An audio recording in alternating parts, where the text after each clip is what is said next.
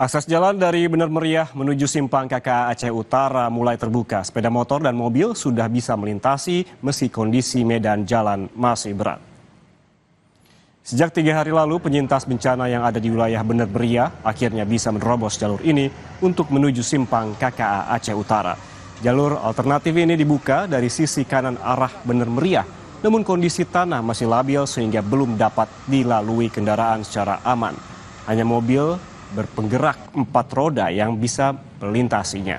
Saat ini ada 6 unit alat berat milik Pemda Bener Meriah yang bekerja untuk membuka akses jalan. Ini perlu beberapa bangunan pelengkap. Kami sangat butuh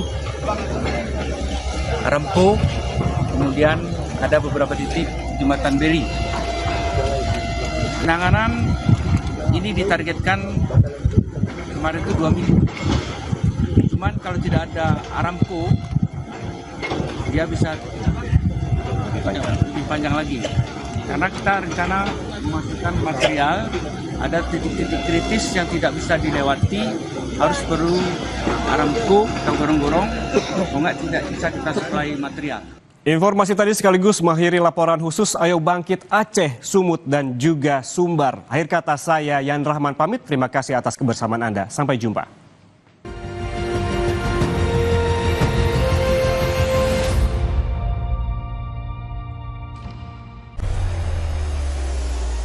Mencari tahu, mendengarkan lebih utuh dan mendalam, mempertanyakan rasa keadilan.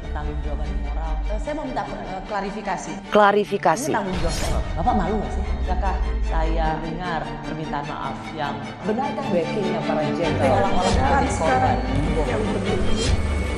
Kita mengingatkan penguasa, menghibur yang papa. Rosi.